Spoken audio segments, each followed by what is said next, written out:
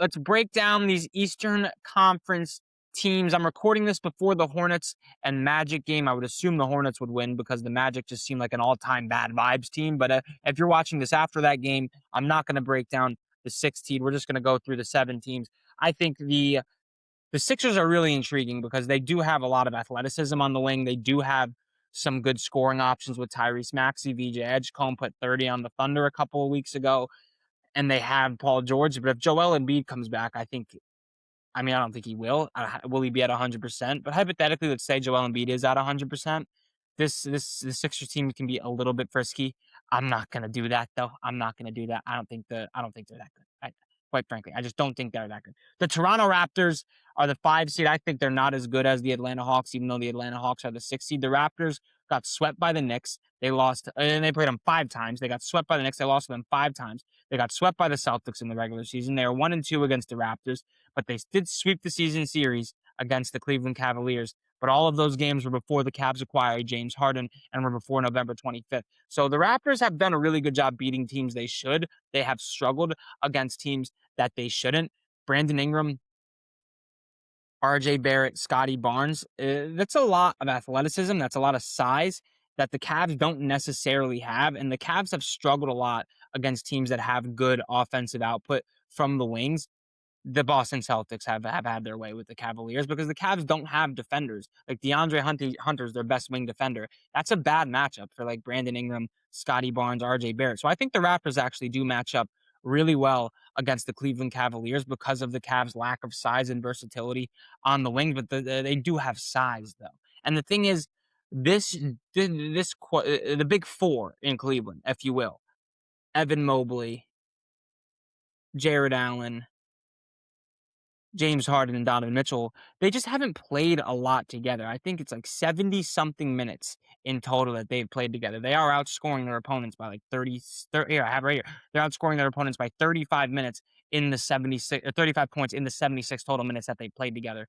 But continuity is really important when you get into the regular season, into the playoffs. And this Raptors team is a tough out. They're a tough matchup. Their offense can go cold sometimes. And do we trust their guard play with Emmanuel Quickly, Jamel Shed, whatever his name is, the guy from Houston, forgetting his name, Jacoby Walker. Like their guard play is really inconsistent. And obviously I'm trusting Donovan Mitchell and James Harden in the playoffs way more than those guys, but I trust the front court a little, or the wings in Toronto way more than I trust the wings in Cleveland. And I think that could be a difference maker. I think it's going to be a really fun series. I think Cleveland in like six-ish. And I almost completely forgot to talk about the Atlanta Hawks, who I think are one of the most favorite teams in this playoffs. I said they were going to be a really, really tough out at the beginning of the season. They were 500 for a lot of the season, then they rattled off like 15 wins. What is it? 1, 2, 3, 4, 5, 6, 7, 8, 9, 10, 11, 12, 13 straight. And it looks like, yeah, they have been, the Atlanta Hawks have been one of the hottest teams in the NBA. The Knicks, on the other hand, have not exactly had their best stretch of games to go in to the NBA playoffs. And Jalen Johnson is a monster. And I'm not disrespecting Jalen Brunson in the playoffs because he does elevate his game every time we get into the NBA playoffs. He's averaging 6 more points per game in the playoffs than he is in the regular season. He is a playoff riser. But I feel like the Knicks built their team to beat the Celtics. But when they don't play a team like the Celtics, because that's what OG Anunoby, Mikal Bridges are the Jaylen Brown, Jason Tatum stoppers, and that's been that not just last year in the playoffs, but this year the Knicks have given the Celtics a lot of problems.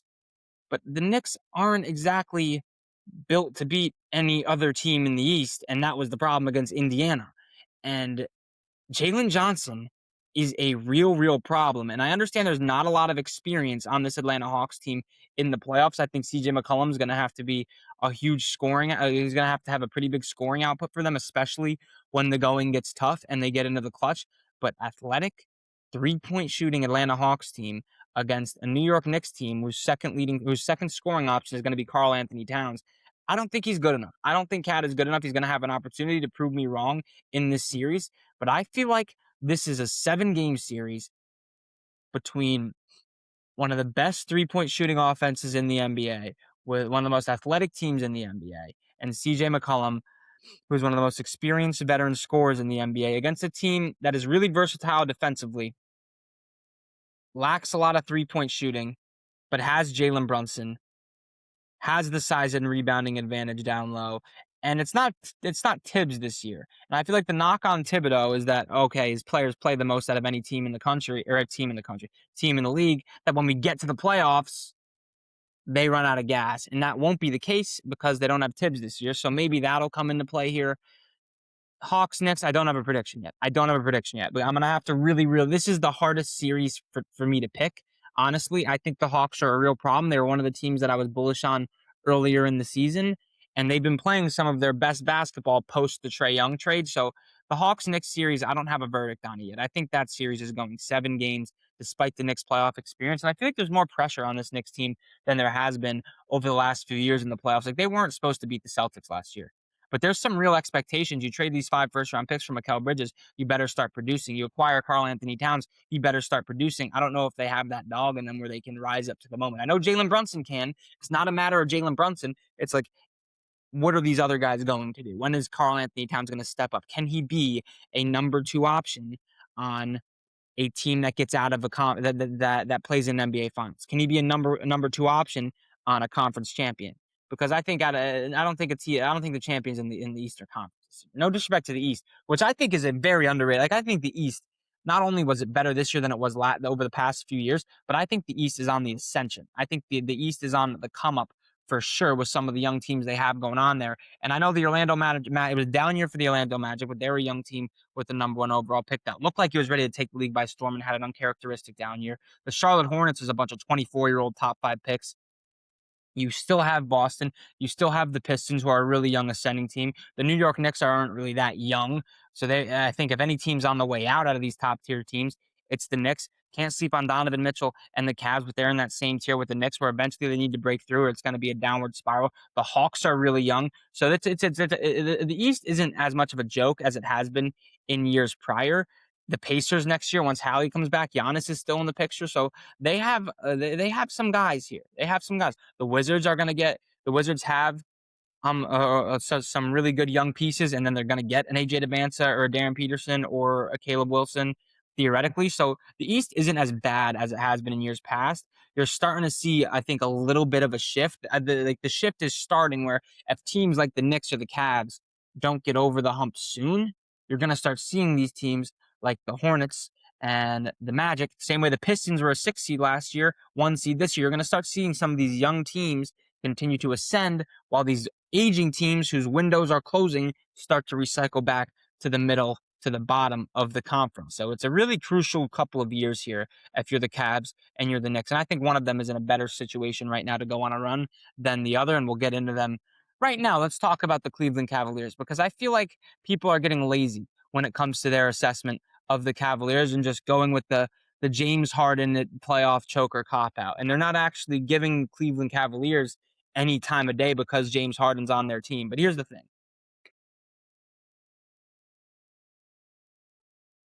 The Cleveland Cavaliers are getting completely overlooked and completely discredited because everybody just wants to go with the lazy route and say James Harden's on the Cavs. They're not a real threat in the Eastern Conference because James Harden's a playoff choker. That's lazy. The Cleveland Cavaliers are 20-6 since acquiring James Harden. They're 20-7 since February.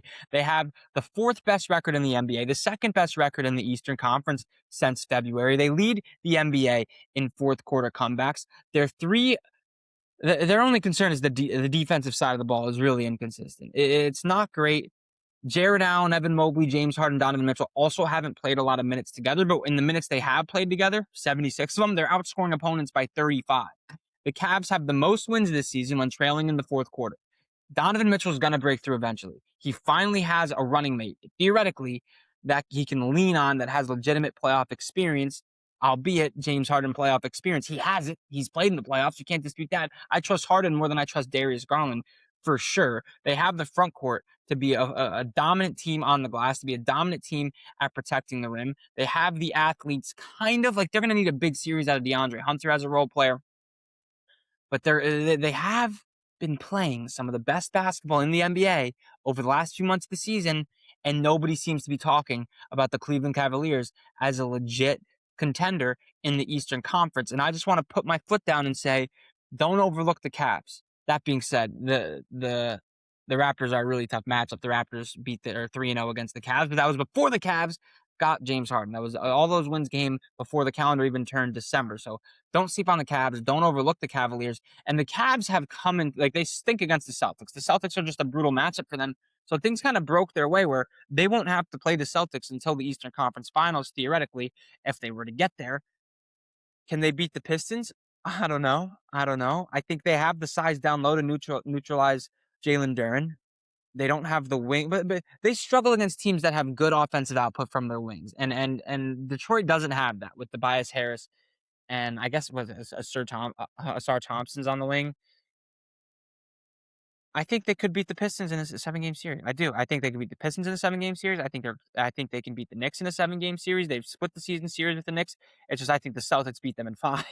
But the Knicks would play the Celtics in the second round, and the Knicks are built to beat a team like Boston with their wing defenders, their perimeter defenders. So it's quite the debacle here in the Eastern Conference. I think there's a world where the Cavaliers can make it out of the East, but they wouldn't have been the best team in the East because I think the Celtics are the best team in the East. But the Celtics would have to play the Knicks in the second round, and the Knicks are notorious Celtics killers over the last few years. They built a team to beat the Celtics. So it's a really interesting conundrum here we have going on in the Eastern Conference. And I just want to say, don't overlook the Cleveland Cavaliers just because they have James Harden on their roster. That is the lazy take. That is a lazy thing to do. The Cavs have the second best record in the Eastern Conference since February. They are 20-6 since acquiring James Harden. They lead the NBA in fourth quarter comebacks. Donovan Mitchell is due. Donovan Mitchell's a top 10 player in this league, and he continuously gets disrespected. He's going to break through eventually. It took some miraculous collapse and Tyrese Halliburton, unbelievable clutch team of destiny run from the Pacers last year to stop this Cavs team that was the number 1 seed in the Eastern Conference.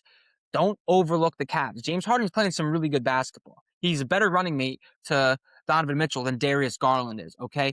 Evan Mobley, Jared Allen, that's one of the better front courts in the NBA when they're on the floor together, especially defensively. So don't overlook the Cleveland Cavaliers, whose defensive rating is one of the worst in the playoffs, but it's inconsistent because they haven't had their 2 best defenders on the floor for like half the season. So don't sleep on the Cavs. Don't overlook the Cavs just because James Harden is their point guard. They've been playing some really, really great basketball since acquiring James Harden. Donovan Mitchell is due. He's a dog. He is a playoff riser. Don't overlook the Cleveland Cavaliers. I'm telling you right now, you're going to regret it. Everybody talks about Charlotte as being this year's Pacers because Charlotte started heating up at the right time. The Cavs are one of the hottest teams in the league, and nobody's talking about them just because they have James Harden as their point guard and he's a playoff choker, which is an overdrawn, overblown out narrative, although there is some truth to it. Don't sleep on the Cavaliers. That's all I'm saying. The New York Knicks, and I kind of touched the Knicks. I kind of touched on the Knicks a little bit already. I don't trust Karl-Anthony Towns. That's what it comes down to with the Knicks. We know Jalen Brunson's going to be a dog in the playoffs. He averages 5 more points per game in the postseason than he does in the regular season. He's a playoff riser. He's clutch. We know this. We saw it against the Celtics. Karl-Anthony Towns, can he be the second leading scorer, the second go-to scoring option on a team that can make it to the NBA Finals? I don't think so. And I think the Knicks were built to beat the Boston Celtics. They forgot about the 6 other teams that are going to be playing in the NBA playoffs in the Eastern Conference. Okay, can they beat the Celtics? Yes. Can they beat the Pistons? Probably not. 0-3 against Detroit in the regular season, but they were 3-1 against the Celtics. It's just the matchups make fights. I don't think they have the bigs down low to go toe-to-toe with Jalen Duren, and I quite frankly think the Atlanta Hawks can give the Knicks a whole lot of problems in the first round. The Hawks have been one of the hottest teams in the Eastern Conference as well over the past 2-3 months of the season. Jalen Johnson's no joke. Nickeil Alexander-Walker's no joke. CJ McCollum, experienced veteran guard play. Like, they have guys. The Hawks are no easy out. They've been playing some of the best basketball the Atlanta area has seen since Trae Young beat the Knicks and took that Atlanta team to the Eastern Conference Finals in 2021, 22. So this Hawks team is playing some really good basketball at the right time. They're really athletic. They're young. They're hungry. And this Knicks team has more pressure on them than ever. So we will see, man. And I do like their defensive versatility, as that's going to be the talk about the Knicks with Mikal Bridges and OG Anunoby. Those guys are locks. Okay, we get it. Those guys are locks. Josh Hart, Deuce McBride, Karl-Anthony Towns, man. It's all on Cat, and like Mitchell Robinson's going to need to be huge, especially in the second round if they were to play the Detroit Pistons. That's not how the bracket's falling, is it? You fucking moron. they'd play the Celtics in the second round. So they play the Pistons in the Eastern Conference Final, which is a complete possibility. But either way, is it crazy to me? Is it crazy to say that I would be more confident in the New York Knicks against the Boston Celtics than I would in the New York Knicks against the Atlanta Hawks in round one?